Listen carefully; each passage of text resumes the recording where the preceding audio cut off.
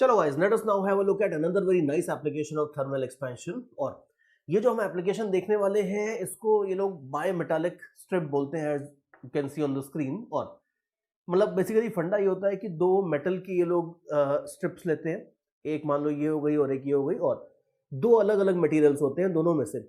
जानबूझ के एक ऐसा मटेरियल लेते हैं जिसका बहुत ज्यादा थर्मल एक्सपेंशन होता है और दूसरा ऐसे लेते हैं जिसका थर्मल एक्सपेंशन काफी कम होता है। इसके बाद इन दोनों मेटल की स्ट्रिप्स को लेके साथ में ऐसे चिपका देते हैं। मतलब चिपकाते नहीं है मेटल को, आप चिपकाओगे कैसे? That the best way is to just weld them together. तो ये ऐसे लेते हैं और यहाँ पे खूब सारे ऐसे अच्छे से पूरी दोनों को वेल्डिंग कर देते हैं ताकि दोनों का आपस में कुछ स्लाइडिंग वाइडिंग नहीं हो। इस तरीके से दोनों को वेल्ड कर देते हैं। अब आगे क्या करते हैं, इसके बाद इसको जब इनिशियली मैन्युफैक्चर करते हैं उस टाइम पे तो ये स्ट्रेट होती है, but you can see easily कि अगर मान लो आप इस पूरे कॉम्बिनेशन को हीट करोगे तो जो मटेरियल ज्यादा एक्सपैंड होने की टेंडेंसी थी उसकी टेंडेंसी होगी कि मैं ऐसा हो जाऊं, और जो कम एक्सपैंड होने की टेंडेंसी थी वो उतना एक्सपैंड नहीं करेगा। अब आप देख लो कि अगर मान लो ये दोनों को मैंने वेल्ड नहीं किया होता तो एक के रिलेटिव दूसरी जो स्ट्रिप थी वो स्लाइड करके बड़ी हो जाती, किसी को कोई प्रॉब्लम नहीं होती। लेकिन मैंने अगर मान लो सपोज इन दोनों को वेल्ड कर रखा है साथ में, तब आप देखो that the only way that they can expand properly is this कि अगर ये ज्यादा लंबा होना चाहता है, ये उतना लंबा नहीं होना चाहता, तो दोनों को एकोमोडेट करने का खाली एक तरीका है और वो ये है कि ये पूरा का पूरा सिस्टम थोड़ा ऐसे बेंड हो जाए, जैसा कि मैंने आपको फिगर में दिखाया है। Have a look at the figure on the screen कि ये सिचुएशन है। अगर मान लो सपोज ये सिस्टम ऐसा है जिसमें इनिशियली ये पूरा स्ट्रक्चर स्ट्रेट था, red has more tendency to expand as compare to blue, तो अगर टेम्परेचर बढ़ाओगे तो ये इस तरह से बेंड होगा कि रेड बाहर रहेगा, ब्लू अंदर रहेगा। और ये इस वजह से है क्योंकि रेड की क्लियरली लेंथ ज्यादा है, एवरेज लेंथ अगर आप देखो तो रेड की ज्यादा हो जाएगी और ब्लू की कंपैरेटिवली कम रहेगी। तो देयरफॉर सबसे पहली छोटी सी कॉमन सेंस टाइप की बात तो ये है कि अगर एक बायोमेटालिक स्ट्रिप को आप हीट अप करते हो तो दोनों में से जिस मटेरियल का अल्फा ज्यादा होता है वो बाहर के साइड में रहता है और जिसका अल्फा कम रहता है वो अंदर के साइड में रहता है। इस तरीके से तो ये बेंड करती है। और बाकी एप्लीकेशन तो देखो, जैसे अब पुरानी एक एप्लीकेशन ये होती थी कि इसको लोग थर्मोस्टैट की तरह यूज करते थे और आज भी कुछ हैवी इंडस्ट्रीज में इसको अभी भी थर्मोस्टैट की तरह यूज किया जाता है। देखो आइडिया ये है कि अगर दो मान लो सपोज स्टेप्स का कॉम्बिनेशन इस तरीके से है और यहां से मान लो इलेक्ट्रिक करंट आ रहा है और यहां पे मान लो सपोज इन्होंने यहां से इलेक्ट्रिक करंट को निकालना था यू इस तरीके से। तो इनिशियली अगर आप देखो तो ये कनेक्शन बना हुआ है और ये एंड को मैं फिक्स कर देता हूं किसी तरीके से। अब अगर मान लो सपोज आप इसको हीट अप करोगे और ये ऐसा है कि ऊपर वाला जो अल्फा है दिस इज ग्रेटर देन नीचे वाला अल्फा, तो हीट अप करने पे अगर ये बेंड होगी तो यू कैन इजीली सी कि जैसे ये बेंड होगी पूरी की पूरी बायोमेटालिक स्ट्रिप, ये कनेक्शन आप यहाँ पे देख लो कि ये कनेक्शन टूट जाएगा। कनेक्शन टूट जाएगा तो करंट फ्लो करना बंद कर देगा। जैसे बहुत पहले अगर आप देखो तो जो घर में कपड़े प्रेस करने वाला प्रेस होता है उसमें ये लोग शुरू शुरू में इस तरह की बायोमेटालिक स्ट्रिप लगाते थे, और अब क्यों नहीं लगाते? बिकॉज अब दूसरे ऑप्शन आ गए। अब अगर आप देखोगे तो इलेक्ट्रॉनिक सेंसर्स आ गए जिससे काम बड़े आराम से हो जाता है। लेकिन प्रॉब्लम ये है कि इलेक्ट्रॉनिक सेंसर्स कई बार हैवी मशीनरी हैंडल नहीं कर पाते, फेल होते रहते हैं। तो अभी भी कुछ हैवी इंडस्ट्रीज में ये पुराने तरीके के ऊपर रिलाय करते हैं और इस तरह के बड़े सारे एप्लीकेशन होते हैं जहां पे सर्किट तोड़ने जोड़ने के लिए ये बायोमेटालिक स्ट्रिप का यूज करते हैं। तो देयरफॉर एप्लीकेशंस तो है इसकी, डेफिनेटली चीज भी बड़ी सिंपल सी है। और फिनोमेना अगर आप देखो तो मान लो सपोज लेट अस से कि अगर आप क्लास 9th में होते तो मैं आपको बायोमेटालिक स्ट्रिप के बारे में इतना बता के रुक जाता है कि ठीक है आपको पता चल गया कि क्या होती है और किस तरह बेंडिंग होती है, so that would have been okay. But obviously JEE and that too JEE advance point of view से खाली इतना नहीं चलता है। जेई में एक बार इन्होंने बहुत पहले इसके ऊपर एक क्वेश्चन पूछा था जिसमें उन्होंने बोला था कि बायोमेटालिक स्ट्रिप बेंड हो रही है और फिर उन्होंने कहा था कि एज्यूम दैट कि जो ये बेंडिंग के बाद जो ये कर्व बनता है, assume that this curve is a part of a circle और इस सर्कल का अप्रोक्सीमेटली रेडियस ऑफ कर्वेचर कितना होगा ये निकाल के बताओ। देखो रफली आपको ये पता है कि कोई भी कर्व जितना ज्यादा बेंड होता है, जितना शार्प बेंडिंग होती है, उतना छोटा रेडियस ऑफ कर्वेचर होता है। तो रेडियस ऑफ कर्वेचर आपको रफली ये आइडिया देता है कि कितनी ज्यादा बेंडिंग हुई है। तो उन्होंने ये पूछा था कि भाई इसका रेडियस ऑफ कर्वेचर कितना होगा ये निकाल के बताओ, और ये एग्जैक्टली बड़ी स्टैंडर्ड डेरिवेशन होती है। तो जेई वालों ने अपने हिसाब से तो बड़ा स्टैंडर्ड डेरिवेशन बेस्ड सीधा साधा क्वेश्चन पूछा था, लेकिन अब अगर डेरिवेशन करके गए हो तो ये क्वेश्चन आपके लिए बहुत आसान है, इससे आसान कोई क्वेश्चन नहीं है। और अगर नहीं करा है तो फिर इसमें इतने सारे छोटे मोटे अप्रोक्सीमेशन होते हैं जो एग्जाम में कई बार क्लिक करते नहीं है। तो देयरफॉर ये एक ऐसी डेरिवेशन है जिसको बड़े अच्छे से आपको करके जाना चाहिए। और इसमें जैसा मैंने शुरू में ही बोला है कि कई सारे अप्रोक्सीमेशंस वगैरह होते हैं। अब जैसे देखो, सबसे पहला अप्रोक्सीमेशन तो यही है कि जो कर्व बनेगा उस कर्व को हम अप्रोक्सीमेटली सर्कल का आर्क मानेंगे। ये अप्रोक्सीमेशन है, ये हम कहीं पूरी डेरिवेशन में प्रूव नहीं करेंगे कि ये सर्कल का आर्क है। भाई कर्व तो पैराबोला भी होता है ना, कर्व अगर आप देखोगे तो पैराबोला भी होता है, एलिप्स भी होता है, एटसेट्रा एटसेट्रा। तो एक हमारा एजम्पशन तो ये रहेगा कि अप्रोक्सीमेटली सर्कुलर आर्क है, नंबर 1। एंड नंबर 2, हम बहुत सारे छोटे छोटे और एजम्पशंस करने वाले, और इसीलिए जेई वालों ने भी साफ साफ कहा था कि रेडियस ऑफ कर्वेचर की अप्रोक्सीमेट वैल्यू निकाल के बताओ। शुरू में ही कह रहे थे कि we don't want any accurate analysis, जितना अप्रोक्सीमेटली जेई लेवल पे कर सकते हो उतना आप करके निकाल दो, और वही हम यहाँ पर करने वाले हैं। तो देखो, मान लेते हैं सपोज कि जो बायोमेटालिक स्ट्रिप थी जब अपने बेंडिंग नहीं करी थी तब इसकी जो जब ये स्ट्रेट थी तो इसकी लेंथ थी मान लो दोनों रॉड्स की L0। अल्फा हम मान लेते हैं कि बाहर वाले का अल्फा 1 है, अंदर वाले का अल्फा 2 है, ये मान लेते हैं। Obviously alpha 1 is greater than alpha 2, तभी ऐसी बेंडिंग हो रही है। बीच का जो एंगल हो गया है इसको हम थीटा मान लेते हैं। ये रेडियस ऑफ कर्वेचर ही हमें निकालना है। और वेरी इंपॉर्टेंट, ये दोनों रॉड्स के सेंटर के बीच में जो डिस्टेंस है, इस डिस्टेंस को हमने डी बोल दिया। This distance is very very small, तो इसको हमने डी बोल दिया है। या कुछ बुक्स में ऐसा भी देते हैं डेरिवेशन में कि ब्लू रॉड और रेड रॉड जो है, इन दोनों की थिकनेस अगर आप देखोगे तो ये थिकनेस दोनों की डी ईच है। अब अगर दोनों रॉड्स की थिकनेस डी है तो आप देख लो कि ये वाली जो डॉटेड लाइन बनाई है ये ब्लू के सेंटर से जा रही है, ये रेड के सेंटर से जा रही है। और अगर दोनों रॉड की थिकनेस डी और डी है तो आप देख लो कि इनके बीच का जो डिस्टेंस होगा ये डिस्टेंस भी एक तरीके से डी ही आएगा। तो दोनों रॉड का जो सेंट्रल लाइन है उसके बीच के डिस्टेंस को मैंने डी बोल दिया है। और अब आगे देखते हैं कि हम ये रेडियस ऑफ कर्वेचर कैसे निकालेंगे। देखो, बड़ी सिंपल सी बात है कि अगर आप किसी चीज का थर्मल एक्सपेंशन करते हो तो उसकी फाइनल लेंथ हो जाती है L0 1 plus alpha delta T. ठीक है, अब इसको आप पहले ब्लू रॉड के लिए लगा दो।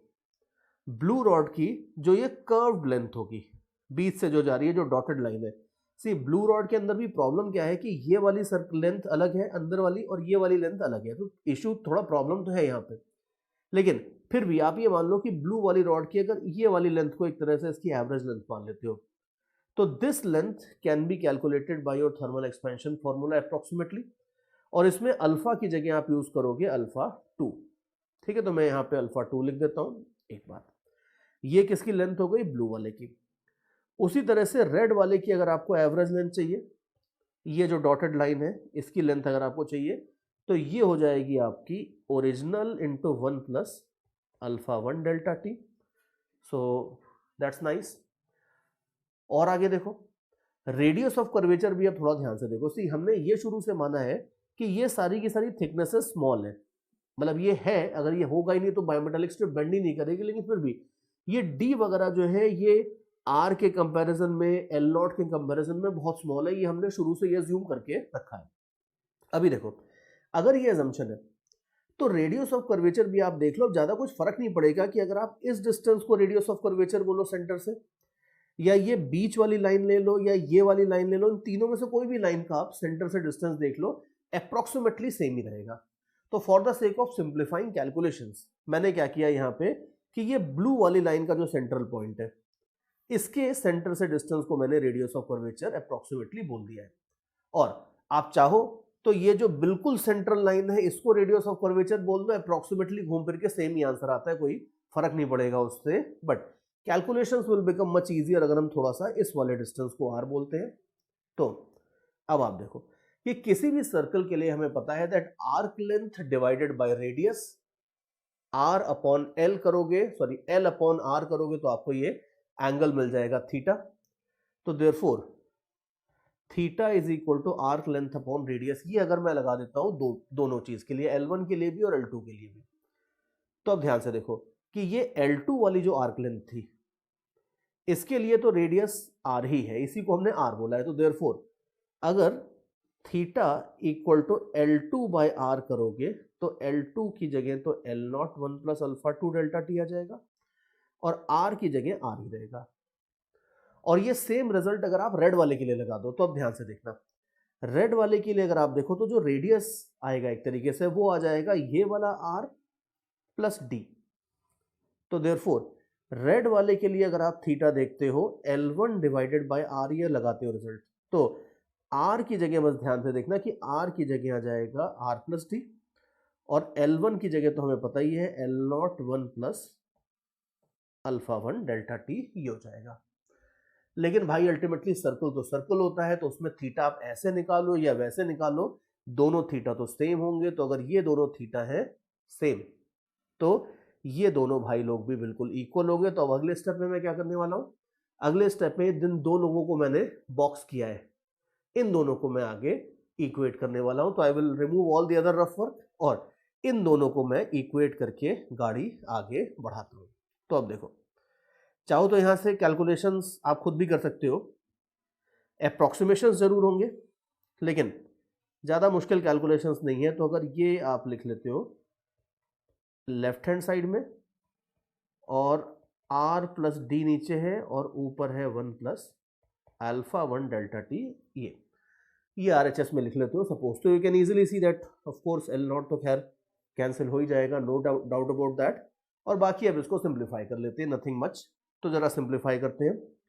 R प्लस डी जो है नीचे, इसको लेफ्ट साइड में लेके जाओगे, खोलोगे ब्रैकेट तो आ जाएगा आपका R 1 plus alpha 2 delta T plus D 1 plus alpha 2 delta T. Right hand side के ऊपर भी R लेके जाओ तो R 1 plus alpha 1 delta T. ठीक है, ये आ जाएगा। अब आगे देखो, इसके बाद और आगे देखते हैं। अब इसके बाद R वाले जो टर्म्स हैं उनको एक साइड में रख लेते हैं। तो लेफ्ट हैंड साइड में आप रख दो।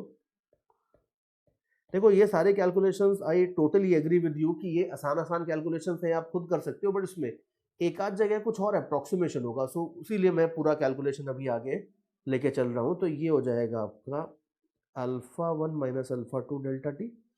अब मैं अप्रोक्सीमेशन की बात करता हूं। देखो हमें ये पता है कि ये डी जो है ये स्मॉल है और ये भी पता है कि अल्फा डेल्टा टी तो वैसे भी स्मॉल होता है और स्मॉल का जो प्रोडक्ट होगा वो सेकेंड ऑर्डर का स्मॉल हो जाता है, जिसको तो हम हमेशा से नेग्लेक्ट ही करते आ रहे हैं। तो ये हम नेग्लेक्ट कर देंगे और ये थर्मल एक्सपेंशन में बिल्कुल धर्म माना जाता है कि आप इसे नेग्लेक्ट करो, इसमें कोई गलत बात नहीं मानी जाती। तो डोंट फील कि शाय कि और सर क्या कर रहे हो आप, साइंस तो लॉजिकल सब्जेक्ट होता था 10th तक और यहाँ पे आप नेग्लेक्ट करे जाते हो। ध्यान रखना, good engineer must be very very good at making correct approximations. ऐसा नहीं है कि आप कुछ भी समझ में नहीं आया तो उसको इधर देखा उधर देखा, नहीं जम रहा तो नेग्लेक्ट कर दो, वो नहीं है।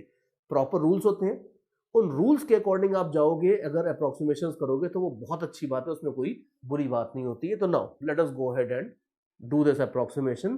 तो अगले स्टेप में आप देख लो कि मैं इस ब्रैकेट को खोलने वाला हूं और इसमें ये अल्फा 2 डेल्टा टी वाले का प्रोडक्ट डी के साथ में नेग्लेक्ट करूंगा। तो लेफ्ट हैंड साइड में बचेगा खाली D and this will be approximately equal to right hand side तो कॉपी कर दो। और अब आप देख लो कि जो रेडियस ऑफ कर्वेचर है वो हमें मिल गया है, ज्यादा कुछ था ही नहीं इसमें। Radius of curvature will approximately be equal to D into alpha 1 minus alpha 2 into delta T.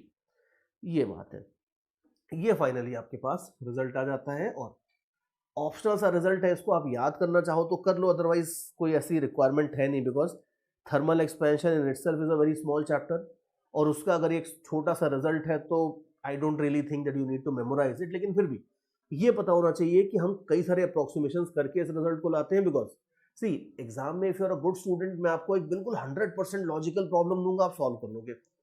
लेकिन अगर कई सारे ऐसे प्रॉब्लम्स देता हूं जिसमें बहुत सारे अप्रोक्सीमेशन है, तो कई बार होता है कि स्टूडेंट्स का थोड़ा अप्रोक्सीमेशन में फिर भी अभी उतना एक्सपीरियंस नहीं होता है, तो वो कई बार उसमें थोड़ा सा फॉल्टर कर जाते हैं। तो इसीलिए ये डेरिवेशन आप अच्छे से समझ लो और ये भी ध्यान रखना कि जो फाइनल रिजल्ट आता है वो बहुत सिंप्लीफाई हो जाता है इस तरीके से। तो कोई बड़े बड़े लंबे रिजल्ट अपन नहीं छोड़ रहे हैं। और लास्ट में आप ये भी देख लो कि अल्फा 1 और अल्फा 2 में जितना ज्यादा डिफरेंस होगा उतना डिनोमिनेटर बड़ा होगा, जितना डिनोमिनेटर बड़ा होगा उतना रेडियस ऑफ कर्वेचर छोटा होगा। और रेडियस ऑफ कर्वेचर छोटा होने का मतलब है शार्प टर्न। तो अल्फा जितने डिफरेंट होंगे एक दूसरे से उतना शार्प टर्न होगा, उतना तेजी से ये रॉड घूमेगी, which is kind of common sense. Temperature ज्यादा बढ़ाओगे तो शार्प टर्न होगा, थिकनेस ज्यादा रखोगे तो टर्न उतना शार्प नहीं होगा, एटसेट्रा एटसेट्रा, ये बात है। तो ये फंडा है आपका बायोमेटालिक स्ट्रिप का। रिजल्ट फाइनल ये आ गया है, you need to obviously understand how to get this particular result. तो ये तो होती है आपकी एक छोटी सी बायोमेटालिक स्ट्रिप। और आगे चलते हैं। Now let me take you to another example. ये एग्जांपल या एप्लीकेशन जो मैं लेने वाला हूँ ये भी कई केसेस में बहुत इंपॉर्टेंट हो जाता है, जहां पे आपको बहुत फाइन मेजरमेंट्स लेने होते हैं लेंथ के। उसमें थर्मल एक्सपेंशन को एकोमोडेट करने से कई बार जमीन आसमान के अंतर पड़ जाता है। जैसे मान लो लेट अस से कि आपने एक हाईवे कंस्ट्रक्ट किया है, अब उसकी लेंथ है मान लो सपोज 400 किलोमीटर। अब उसका अगर आपको मेजरमेंट लेना है और उसमें थर्मल एक्सपेंशन में थोड़ा बहुत 2-4 मिलीमीटर ऊपर नीचे हो जाता है तो कोई फर्क नहीं पड़ता है। लेकिन अगर मान लो सपोज लेट अस से कि आपको स्क्रू गेज या वर्नियर कैलिपर से मेजरमेंट लेना है और उसमें जो स्केल है, जो वर्नियर कैलिपर है, वही थोड़ा सा अगर एक्सपैंड हो जाता है तो यू कैन इजीली सी कि उसमें काफी ज्यादा कॉम्प्लिकेशंस आ सकते हैं, काफी ज्यादा फर्क पड़ सकता है। तो यहाँ पे हम ये देखने वाले हैं कि जो लेंथ मेजरमेंट होता है किसी भी स्केल से, उसमें थर्मल एक्सपेंशन की वजह से क्या क्या गड़बड़ हो सकती है और उस गड़बड़ को किस तरीके से हम कॉम्पनसेट करते हैं, हम ये सारी चीजें देखेंगे। तो ये है बहुत छोटी सी application, it's not going to take much time, लेकिन ये अल्टीमेटली आगे चल के इंजीनियरिंग लेवल पे, एप्लीकेशंस लेवल पे ये काफी ज्यादा इंपॉर्टेंट हो जाती है। तो let us have a look at this little fellow, error in length measurement by a scale. देखो सबसे पहले तो बेसिक फंडा क्लियर करते हैं, और बेसिक फंडा क्लियर करने के लिए मैं एक ऐसा ऑब्जेक्ट लेके आता हूं जो बिल्कुल भी एक्सपैंड नहीं करता। ये जो मैंने फ्लोरोसेंट कलर से जो ऑब्जेक्ट दिखाया है आपको यहाँ पे, ये वाला, मान लो मैं एक ऐसा ऑब्जेक्ट लेके आता हूं जिसकी लेंथ कुछ तो L0 है और इसका बिल्कुल थर्मल एक्सपेंशन नहीं होता, और उसको मैं ऐसे स्केल से मेजर कर रहा हूं जिस बेचारे स्केल का खुद थर्मल एक्सपेंशन होता है, मान लो।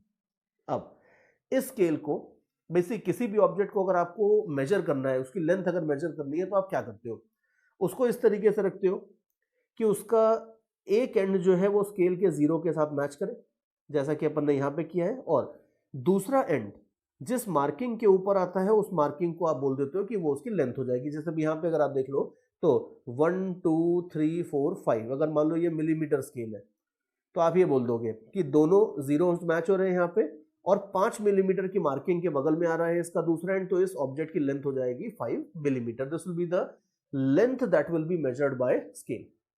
अब मान लो इस स्केल को मैंने मैन्युफैक्चर किया था एक टेम्परेचर T0 पे।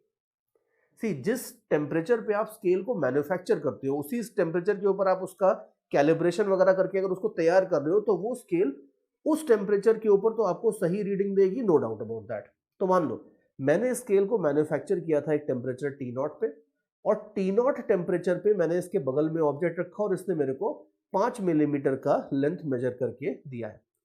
तो अब ये 5 मिलीमीटर का जो लेंथ होगा, ये इसका इस फ्लोरोसेंट ऑब्जेक्ट का एक्चुअल लेंथ होगा।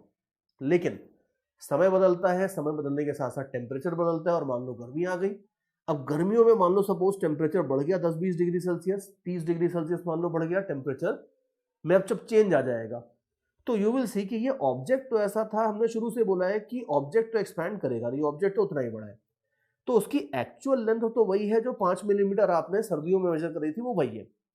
लेकिन स्केल की नियत बदल गई है, स्केल एक्सपैंड हो गया। तो अब आप देखो स्केल अगर एक्सपैंड हो गया है तो क्या होगा, स्केल का जो ये 5 मिलीमीटर का मार्किंग था, अगर स्केल एक्सपैंड हो जाएगा तो ये 5 मिलीमीटर का मार्किंग तो थोड़ा आगे निकल जाएगा, ये 4 मिलीमीटर थोड़ा आगे आ जाएगा, 3 भी आगे आ जाएगा, 2 भी आ जाएगा, ये सारे के सारे मार्किंग थोड़ा थोड़ा आगे आ जाएंगे। और मान लो सपोज फाइनली ये होता है कि एट अ हाई टेम्परेचर जब आप दोबारा मेजरमेंट लेने लगते हो, तो ये होता है कि ये जो 4 मिलीमीटर का मार्किंग है, मान लो ये 4 मिलीमीटर का मार्किंग घूम फिर के यहां पे आ जाता है, जहां पहले 5 मिलीमीटर था वहां पे ये 4 मिलीमीटर का मार्किंग आ जाता है। और आप तो वही करोगे कि सबसे पहले इस ऑब्जेक्ट के इस एंड को 0 के साथ मैच करोगे, और दूसरा एंड के सामने जो मार्किंग होगी that will be the reading.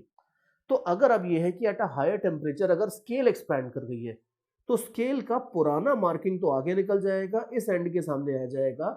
मान लो अगर 4 मिलीमीटर का मार्किंग, तो आपको क्या लगेगा आपको ये लगेगा कि इस ऑब्जेक्ट की, फ्लोरोसेंट ऑब्जेक्ट की लेंथ है 4 मिलीमीटर और इस चीज को हम बोलेंगे मेजर्ड लेंथ। तो अगर एक्चुअल लेंथ इस फ्लोरोसेंट ऑब्जेक्ट की थी 5 मिलीमीटर, तो स्केल के एक्सपेंशन की वजह से जो आपको लेंथ मिलेगी वो मिलेगी 4 मिलीमीटर। तो पहली छोटी सी चीज ध्यान रखना कि अगर कभी भी स्केल एक्सपैंड करता है तो उसके रिलेटिव अगर आप देखोगे, that's not a very scientific way of putting it, लेकिन अगर कभी भी स्केल एक्सपैंड कर जाता है तो उसके रिलेटिव आप एक तरह से बोल सकते हो कि ऑब्जेक्ट थोड़ा सा उसको लगेगा कि यार मेरे रिलेटिव ऑब्जेक्ट छोटा हो गया है, तो वो आपको जो मेजर्ड लेंथ देगा वो हमेशा उसकी एक्चुअल लेंथ से थोड़ी सी कम देगा। ये बात है। तो ये पहला चीज है, एक पहला थंब रूल है, ये ध्यान रखना कि अगर ऑब्जेक्ट एक्सपैंड नहीं करता है और स्केल एक्सपैंड कर जाता है तो वो जो आपको मेजर्ड लेंथ देगा वो उसकी असली लेंथ से थोड़ी सी कम होगी। और कितनी कम होगी वो आप आराम से निकाल सकते हो, जो डिफरेंस होगा वो डिफरेंस आप बड़े आराम से निकाल सकते हो। सी यू कैन इजीली सी कि अब फर्क कितना पड़ गया है वो देखो।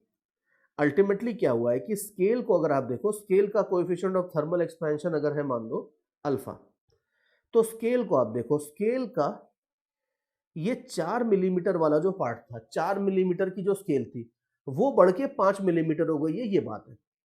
तो यू कैन इजिली सी कि आप इसको ऐसे बोल सकते हो 5 is equal to 4 into 1 plus alpha delta T, ऐसे बोल सकते हो। ये आप स्केल के लिए लगा सकते हो। तो स्केल का 4 मिलीमीटर का जो पीस था वो बड़ा होके अब 5 मिलीमीटर के बराबर हो गया है, और इसी में 4 5 के चक्कर में ना पड़ते हो अगर अपन बोलते हैं तो जो 4 था ये मेजर्ड लेंथ था और 5 एक्चुअल लेंथ था। तो actual length is equal to measured length into 1 plus alpha delta T, ये आप बोल सकते हो।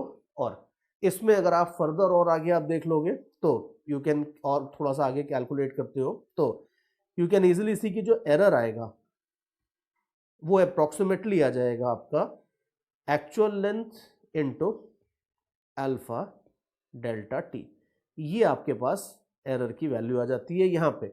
अब इस स्टेप में आने पे मैंने ये ऑब्जर्व किया है कि एक्चुअल लेंथ और मेजर्ड लेंथ में कोई बहुत ज्यादा डिफरेंस नहीं होता है, तो इसको और इसको मैंने कैंसिल करके ये रिजल्ट लिख लिया है कि इतना तो एरर आता है अप्रोक्सीमेटली। और ये थंब रूल ध्यान रखना कि अगर स्केल का एक्सपेंशन हो रहा है तो आपको जो मेजर्ड लेंथ मिल रही है वो हमेशा एक्चुअल लेंथ से थोड़ी सी कम मिलेगी, और जितना डिफरेंस आएगा उस डिफरेंस का आप एक छोटा सा रिजल्ट याद रखना। सी एक क्वेश्चन बना के मैं आपको दिखाता हूं, then it will become clear कि इसके ऊपर कैसे क्वेश्चंस आते हैं और उनको आप कितने आराम से हैंडल कर सकते हो। सी मान लो मैं आपको देता हूं कि मेरे पास एक स्केल थी, सॉरी एक ऑब्जेक्ट था, और उसका मान लो सपोज 0 डिग्री सेल्सियस के ऊपर मैंने एक स्केल से लेंथ मेजर किया, और मुझे 0 डिग्री सेल्सियस के ऊपर जो लेंथ मिल रहा था वो था लेट अस से 25 मिलीमीटर्स, और साथ में ये भी दिया है that the scale was manufactured at 0 degree Celsius, ये आपको दिया है, ये पहला कंडीशन है। ठीक है, तो पहले पहले मैंने आपको दिया कि स्केल जब अपनी सही स्थिति में था उस समय उसने इस ऑब्जेक्ट की लेंथ आपको 25 मिलीमीटर दी है। इसका मतलब है कि इस बेचारे ऑब्जेक्ट की जो असली लेंथ है वो तो 25 मिलीमीटर ही है।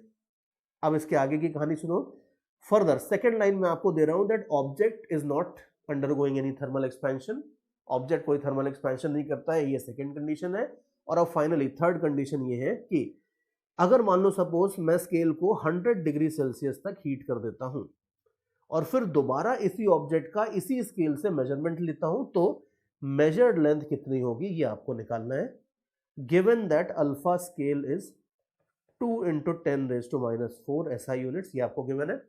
और क्वेश्चन ये है कि अगर 0 डिग्री सेल्सियस पे वो सही लेंथ आपको दे रहा था 25 मिलीमीटर की, तो 100 डिग्री सेल्सियस के ऊपर स्केल आपको कितनी मेजर्ड लेंथ बताएगा, ये क्वेश्चन है। अब प्रैक्टिकली इसको टैकल करने के लिए आप क्या करोगे, देखो सबसे पहला काम तो ये करोगे कि ज्यादा इधर उधर मत सोचो कि कौन बड़ा होगा कौन छोटा होगा, सबसे पहले तो आप एरर निकाल लो कि गड़बड़ी कितनी होगी। गड़बड़ी हो जाएगी आपकी approximately L0 alpha delta T, so that is like 25 into 2 into 10 raise to -4 into 100 millimetres. ठीक है, थोड़ा सा इसको कैलकुलेट करके देख लो तो ये हो जाएगा as far as I can see 0.5 millimetres. तो 0.5 मिलीमीटर की तो गड़बड़ होने वाली है। तो दैट मीन्स कि भाई अगर किसी चीज की असली लेंथ 25 मिलीमीटर थी और आपको पता है कि भाई 0.5 की गड़बड़ होने वाली है, तो इसका मतलब है कि जो मेजर्ड लेंथ होगी वो या तो 25 से 0.5 ज्यादा होगी या 0.5 कम होगी, और कोई ऑप्शन तो हो नहीं सकता। और अब आप देख लो कि अब हम कॉमन सेंस लगा के ये कहेंगे कि हमें ये पहले से ही पता है कि अगर स्केल एक्सपैंड करती है तो मेजर्ड लेंथ हमेशा एक्चुअल लेंथ से कम आती है। क्यों? क्योंकि अगर स्केल एक्सपैंड करती है तो स्केल का जो मार्क होता है वो आगे निकल जाता है, कोई छोटा मार्क आपके ऑब्जेक्ट के साथ कोइंसाइड करेगा इस, और आपको जो मेजरमेंट मिलेगा वो छोटे वाले मार्किंग के अगेंस्ट मिलेगा, ये बात है। तो therefore measured length actual length से अगर कम होती है तो आप बोल सकते हो कि यहां पे जो मेजर्ड लेंथ होगी वो 25 mm से थोड़ी सी कम होगी, that is approximately 24.5 mm will be the answer, ये बात है। तो ये फंडा होता है कि अगर स्केल का एक्सपेंशन होता है उसकी वजह से अगर आप एरर्स निकालना चाहते हो तो कई बार तो वो आपको खाली पूछते हैं कि भाई एरर कितना होगा, तो वो आप निकाल के बता दो। लेकिन अगर एग्जैक्टली पूछते हैं कि मेजर्ड लेंथ कितनी होगी तो आपको उसको इस तरीके से अकोमोडेट करना होता है, ये बात है। और इसी तरह से ऑब्वियसली अगर आप स्केल को ठंडा करोगे, स्केल को अगर आप -100 डिग्री सेल्सियस के ऊपर लेके जाते और फिर अगर आप कैलकुलेट करते तो एरर का मैग्नीट्यूड तो इतना ही आता, लेकिन फिर आपको जो मेजर्ड लेंथ मिलती वो एक्चुअल लेंथ से ज्यादा मिलती, और उस केस में आंसर 25 प्लस 0.5 यानी कि 25.5 मिलीमीटर आता, ये बात है। तो जिस स्केल को जिस टेम्परेचर पे मैन्युफैक्चर करते हैं उससे हायर टेम्परेचर पे अगर आप लेके जाते हो तो मेजर्ड लेंथ आपकी एक्चुअल लेंथ से कम आने की टेंडेंसी होती है, और कम टेम्परेचर पे ले जाते हो तो ज्यादा आने की टेंडेंसी होती है, provided that the object does not expand. और अब आप कहोगे कि सर ऑब्जेक्ट भी एक्सपैंड करेगा तो क्या करेंगे? कुछ ज्यादा फर्क नहीं पड़ता है। अगर ऑब्जेक्ट एक्सपैंड करता है तो बस आप इतना करो कि alpha scale minus alpha object कर दो। ऑब्जेक्ट का अल्फा तो अभी तक हम 0 मान रहे थे और हम खाली अल्फा स्केल लेके ये कैलकुलेशन कर रहे थे, ये वाला। अगर ऑब्जेक्ट भी एक्सपैंड करता है तो आप अल्फा स्केल की जगह alpha scale minus alpha object रख दो, आपका आंसर फिर आ जाएगा इसी तरीके से, ये बात है। तो ये फंडा होता है कि अगर लेंथ मेजरमेंट में थर्मल एक्सपेंशन का कंट्रीब्यूशन या उसकी वजह से आने वाली प्रॉब्लम देखनी होती है, तो this is how you solve these kind of problems and this is how you analyse this. और इसके बाद अब आगे चलते हैं, थोड़ी सी और एप्लीकेशंस देखते हैं, लेट अस सी।